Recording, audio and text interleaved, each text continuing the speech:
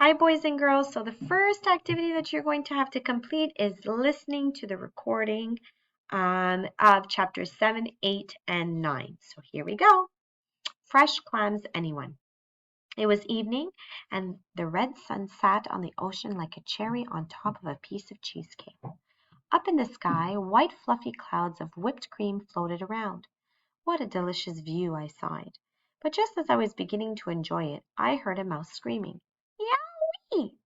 That rotten stove is trying to kill me. It was my cousin's voice. Thea and I rushed to help him. What happened? What is it? We squeaked together. Trap was leaping around on one paw. This rotten stove keeps jumping up and down like a teenage mouse at a Wild Whiskers concert, shrieked my cousin, massaging his toe. I burned my paw with the clam sauce. He slumped onto the padded sofa to check on his toe. Maybe you two can set the table, at least, Trap continued. While you've been up on deck enjoying the fresh air, I've been busting my tail down here. He closed his eyes and yawned. Must I do everything? I gave the clam sauce a good sniff as Thea mixed it into the pasta. I know why in medieval times they poured boiling oil on their enemies from the castle walls, whined my cousin. He cradled his burned paw protectively. Why, Trap, I didn't know you were so cultured, I remarked, filling my plate. My cousin smirked. What culture? I got that from a cartoon on TV, he scoffed. You can find everything on TV, you know. Yes, of course you can, I answered absent-mindedly. I was sniffing at the sauce again. Are you sure these clams are fresh? What do you mean fresh? Of course they're fresh, Trap insisted. Cross my heart.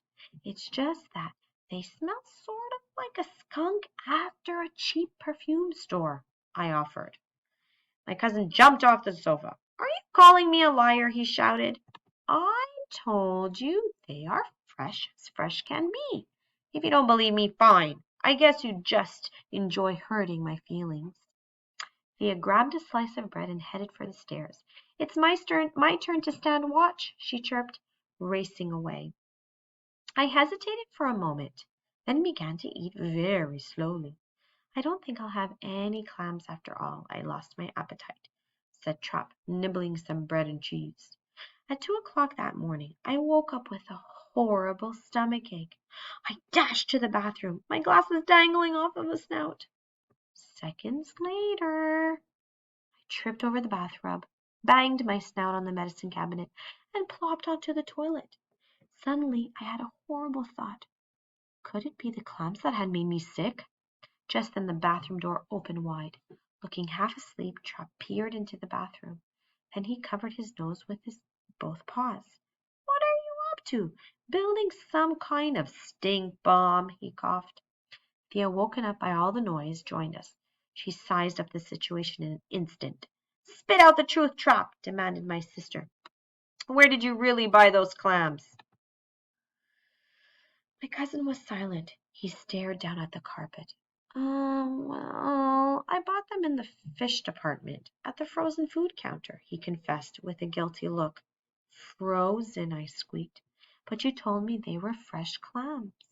Trap stood up straight. Well, yes, of course they were fresh at one time.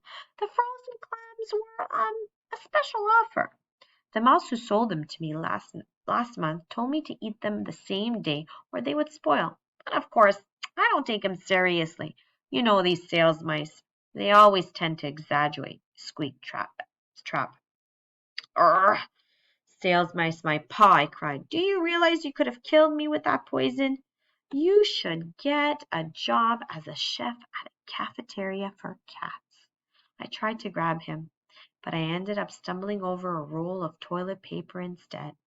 Why, oh, why had we brought him along? Off we go to the next chapter. This one is titled A Mystery on Board. At dawn on the 16th day of sailing, we were almost halfway to Treasure Island. After my watch, I went down to the gallery, where we had stored all of our food. That's when I discovered the breadcrumbs on the floor. Strange, very strange, I thought. The trail of crumbs led to a barrel full of apples. I lifted the barrel's lid. Inside I found 5 chewed up apple cores. Did we have a stowaway on board? I decided not to say anything to others. Not yet, anyway. If I was wrong, they would make fun of me for the rest of the trip. The next night, when everyone was asleep, I sprinkled some baby powder in front of the kitchen door. Then I tied a piece of thread on the doorknob. Early the next morning, I went down to check. Just as I thought, the thread had been broken. Yep, it sure looked like someone had been sticking their paws in the old cheese bit jar. Then I noticed the paw prints in the powder. How odd. They were very, very small. Could they belong to a dwarf mouse? I decided I had to do something before the little thief ate us right out of the houseboat and home. That night I slept with my lucky baseball bat by my side. It was a present from Slurgot Jones, also known as Sluggy, an old rod friend of mine who plays professional baseball. If that stowaway came after me, I'd be ready for him. It was 1 o'clock in the morning when I finally heard creaking down sounds coming from the kitchen. I put on my glasses. Then I grabbed a flashlight with my right paw and the bat with my left. When I got downstairs, the sneaky thief was opening the fridge. Tiptoed toward him and switched on the light. Aha! I cried, ready to strike. Then my mouth dropped open. It was my nephew Benjamin happily munching on a cheesy chew. Hello, Uncle, he squeaked, flinging his paws around my neck. He kissed me on the tip of my snout. Aren't you glad to see me? But why? But how? But when? I mean, what are you doing here? I stammered.